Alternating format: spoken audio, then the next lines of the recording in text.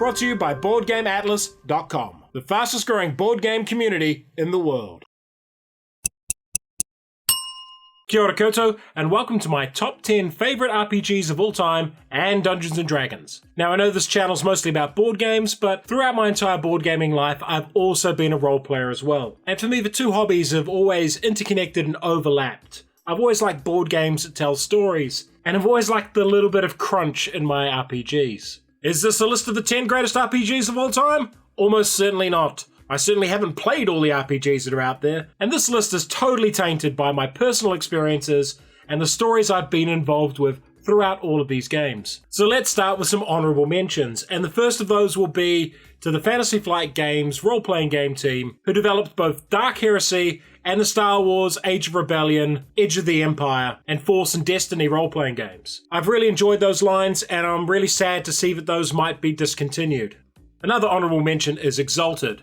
It's basically anime superheroes through the roof. Big swords, big hair, and being able to do karate moves that smash mountains. I haven't played this one enough yet, and we've just started a campaign, and I'm really looking forward to playing it more. And the last honourable mention is Conveniently Far Future, which is a game a friend of mine, Dan, made when we were in high school and early university. Now, Conveniently Far Future was a comedy game, it was very silly, and it predates the TV show Futurama. And the hilarious thing is when Futurama came on TV, it was basically Conveniently Far Future as a TV show. To the point where some of the first episodes in the first season were stories that we had done in Conveniently Far Future campaigns. And one of the cool things about that game is the group we used to play it with are still the people I test and play games with today. So let's move on to the top 10 and Dungeons & Dragons. And we'll start with Dungeons & Dragons. And I didn't want to put this on the top 10 list itself, not because I don't like D&D. In fact, D&D was the first RPG I played. I picked up the red starter box for I think my 12th or 11th birthday, after a family friend had seen me reading fighting fantasy books and said, "Oh, if you like those, you'll probably like Dungeons & Dragons." And I've played it on and off ever since, 30 plus years. And I've played all editions of it except the most recent one, 5th edition, as well as a myriad of D&D based computer games, from Pools of Radiance and Death Knights of Krynn through the Baldur's Gate and Icewind Dale games. But there's not much to say about D&D as there's been so much talk about it. So many people have played the game that I don't really feel like going into too much detail here, aside from to say that D&D was the game that got me into role-playing games and the reason I'm probably still playing role-playing games. So let's go on to the top 10 list proper. And we'll start with a game that takes entirely too much work to play and entirely too much work to run, and that's Shadowrun. Now, Shadowrun is a combination of a cyberpunk setting and your traditional fantasy D&D tropes. Instead of just hackers and cyberware and bionics and street samurai, you've got all that and magic and dragons and elves. And I don't personally mind playing Shadowrun, but I absolutely love running Shadowrun. This is one of the games I've been the GM the most, and I've run 6 different campaigns over the years using the Shadowrun 2nd and 3rd edition books. The best things about Shadowrun are the heists you can pull, the great missions, the Mission Impossible style feeling you get of the game, where you've got to break into the hidden facility, hack through the systems, get the gem, and get out of there without getting caught by the authorities. The downside of Shadowrun is that the rules are a nightmare, especially if someone's playing the Decker, which is the hacking character, or the Rigger and wants to do all the complex electronic warfare stuff. It's a game that requires a lot of overhead and a lot of mechanical work, which in some ways is a bit of a pity because it gets in the way of the fun planning and execution of these fantastic sci-fi, James Bond, Mission Impossible style adventures. Now, I have a love-hate relationship with Paranoia because the number of games I've played of it have been really, really bad, but when it's been good, it's been great. And when it's been great is when players have taken it a bit seriously. Paranoia is set in a post-apocalypse, when you're in a locked place called Alpha Complex, where a supercomputer controls absolutely everything you do. The only problem is, the computer is absolutely and totally mad. It's paranoid, and so is everyone else in the complex. Its enemies are communists, and mutants, and members of secret societies. And every single character you play is a member of a secret society and a mutant, and you have to keep that hidden, while making sure you keep an eye on the other people in your team. When done right, it's a darkly humorous, incredibly sinister experience, combined with just absurdist comedy. Like, some great moments are where you get given a machine and you're told, alright, you have to drive this machine all the way over there. And the GM hands you a diagram of an incredibly complex machine's console with all of these buttons and levers and dials and no instructions. And you have to sit there and go, I press button 36, I think that might be the start button. Turns out it's the ejector seats. Now, this game's disappeared for quite a while, but it has come back recently as a computer game, and I have been playing that through. And they do successfully nail the tone of Paranoia.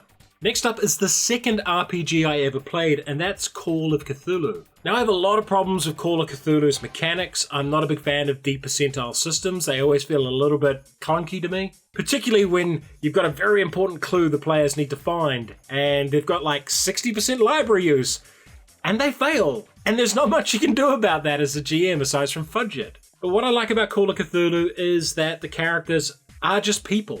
They're people in the world encountering extraordinary things.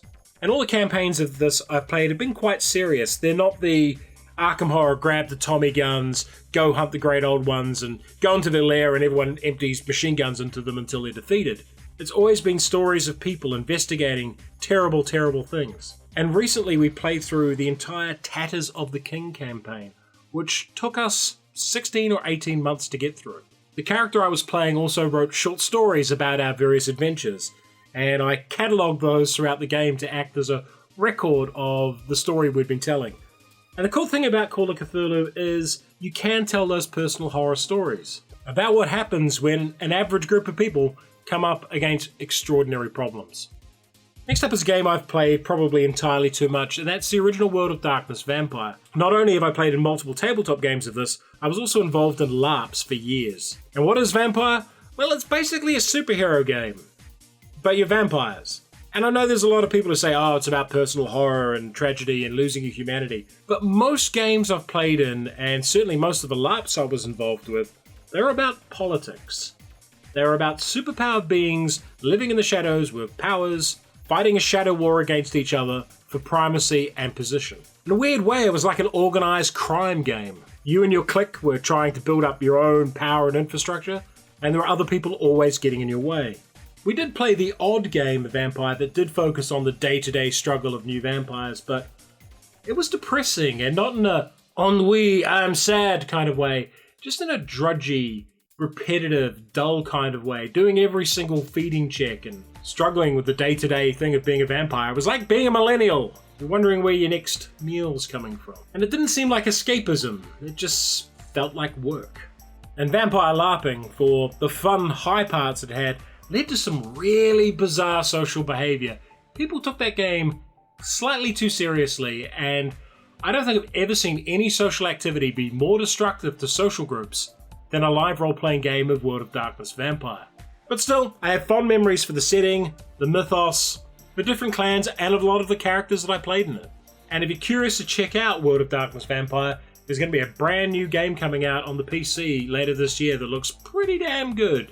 Next up is an odd little game. It's called The Quiet Year, and The Quiet Year is closer to a board game than most role-playing games are, because you start with a blank map, and you turn over event cards, and you narratively decide what's happening based on the cards you draw, and then you draw those things on the map.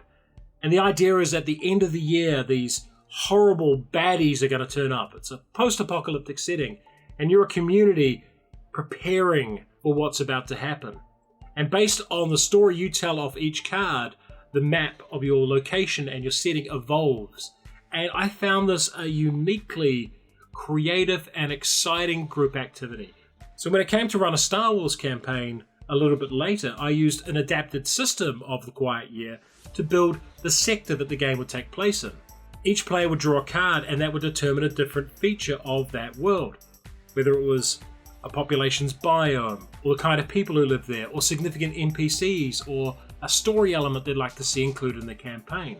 And that shared creation of what became Telethene Sector for us created a really rich and vibrant world that everyone felt quite familiar with, like their characters grew up in that sector. Because they'd helped design it, they felt like they were part of it. And I think it's one of those games that if you're a creative person and you've got a group of other creative people who like telling stories, that it's worth giving a go just once. It might not be one you play all the time, but as a one-off experience, it's fantastic. Now the next one, I mentioned Call of Cthulhu earlier, how I didn't like the D% system in it, because you'd miss out on important clues, and clearly I'm not the only one, because there is a system out there called Gumshoe, and someone adapted that system to Cthulhu and called it Trail of Cthulhu. And in Trail of Cthulhu you have skills, but you can spend them to do stuff. So when you come across a body, for example, that's been attacked in some sinister and grotesque and horrible way, and you have a level of forensics, or say you've got several levels of forensics, the person running the game can go, do you want to spend some of your forensics to dig deeper, to get an extra clue? And that means the agency's on the players to determine what extra information they get and when they will succeed. The combat system's a little wonky and not to my liking, but the investigation system felt better than any other game I've come across, because you could spend the time and the energy to succeed. And if you were an expert in something, say chemistry, and you came across a chemistry challenge, you could pass it if you wanted to, because you're an expert at it. You're not reliant on just a simple dice roll. And it just made the story feel organic, as though it came to you naturally based on what your character did and what their skills were.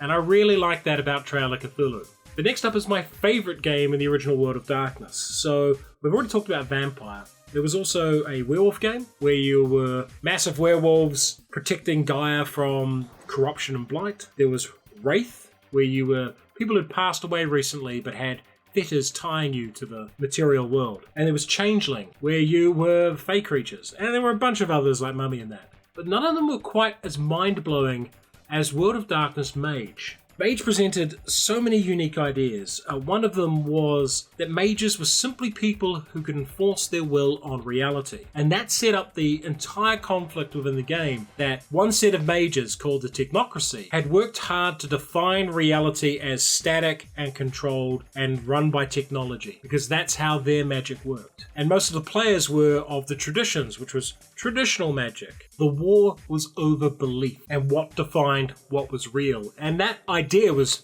just a great hook. The other thing that it did really well were there weren't spells as such. Each mage had different things they could influence. So, for example, you might have a forces mage who has sufficient ability to control lesser forces. What this meant is you could control light, electricity, that kind of thing. But how you manifest that was really open to your interpretation. And the more you could make the effect look like it took place within acceptable reality, the better it was for you. So yeah, you could summon a fireball and blast people with that, but onlookers don't believe that. Reality doesn't believe in fireballs. But the same character can hold a gun and shoot at a car and conveniently have the fuel tank explode dramatically in the same way as a fireball. But the audience believes that. Reality believes that. And it led to a lot of really creative decisions by players. My favourite ever game of Mage was actually a Technocracy game where we were very, very low-level Technocracy agents, and we were basically the X-Files. We were going around finding monsters of the week, like ghouls and zombies and mole men,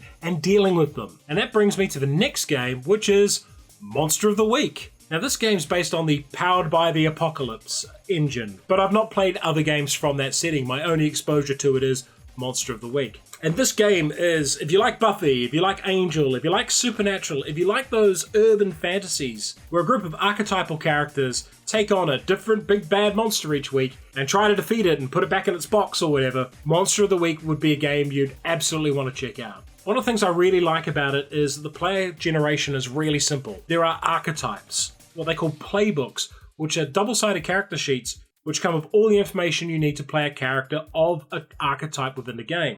For example, one of the archetypes is the Chosen, which is the Buffy-type character where you're picked by destiny to be a champion against evil. Or if you're more of a Dean Winchester type, you could pick the Wronged, who's a character who's had everything taken from them and won't let the bastards take any more. It's a really simple game that you can almost just pick up and play straight away. The archetypes just pull you in, and what can I say? I just love the idea of Monster of the Week as a game. The second to last game is the third ever RPG I played, and that is Star Wars by West End Games. And the reason I'm picking this one ahead of Age of Rebellion or the one that was based on D&D is the West End Games D6 system was just really fun and really easy to use. And as like a 13 or 14 year old, it was one of the easiest games to run. And it also came with fantastic supplement books. The Rebel Alliance sourcebook for Star Wars West End games is one of the best RPG sourcebooks I've ever read. It deals from top to bottom on how to run a resistance terrorist organization, how cells are structured, how you fight a regular war. It was like a military treatise just written for Star Wars. Whoever wrote that clearly did their research and knew a few things about organizing a rebellion or organizing an insurgency. What this version of Star Wars didn't do very strongly was the Force, but that was fine. It was set in the period between Star Wars and Empire Strikes Back. And at that point in the history, they hadn't built up this great Jedi mythology. The only Jedi characters were the odd alien who had some Force sensitivity or very weak Force users who escaped the Purges. So the game didn't need a robust, complex Force system, because the Force users at the time were really just Yoda, the Emperor, Vader, and Luke. So you focus more on stories about people, on great adventures, and they put out so many amazing supplements. And in a weird way, the Star Wars West End Games RPG is the source of a lot of Star Wars canon. Even today, if I was doing a Star Wars story not based on Force use, I'd probably pick the West End Games system. It just uses D6. It's that easy. And the last game on the list is the only role-playing game I own absolutely every supplement for. I got every book they ever put out, and I was absolutely gutted when they ended the line. And that's Innomine. Now, Innomine is a game about angels and demons.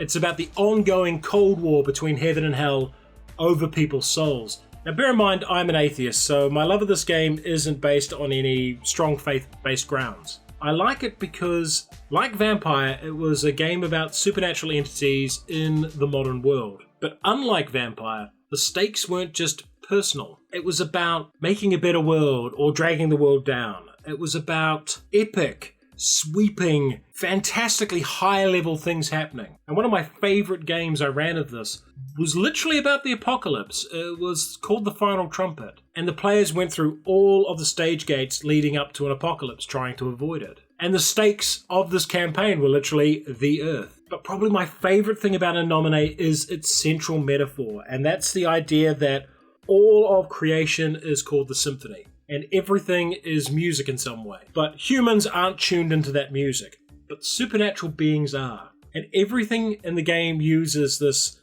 musical metaphor. So each angel has certain powers based on how they tune into the symphony. So a seraphim can tell if you're lying. A cherubim can tell when the person they're trying to protect is being harmed because they hear it. And when supernatural beings do things, it creates noise in the symphony. So a demon can't just walk around killing people indiscriminately because everyone in town will hear this. So it leads to players having this great power but not necessarily being able to use it. They have to be smarter. An angel just can't punch someone until they redeem. They've got to set up the things around them and work them towards that path, but it has to be their own choice. And I really liked that in the game. I liked the game so much that I almost entirely rewrote the rulebook myself, creating my own personal take on how I thought the Innomine universe would work better. Sadly, this game was never properly supported by Steve Jackson Games, and the quality of the books they put out, publication-wise, was always a bit substandard. But still, if you're looking for a role-playing game that's a little bit different, that has interesting stakes, and allows you to play on very adult and very strong themes within the modern world, Innomine is a little bit different, and it's something a little bit special. So that was my top 10 list of RPGs I've enjoyed, plus Dungeons & Dragons. Let me know if any of those RPGs sound interesting to you. Hopefully that gives you some ideas of games you might want to pick up in the future. And if there are any RPGs you really love that I didn't mention them below in the comments. And if you enjoyed this video, like it, subscribe to the channel, and support us on Patreon.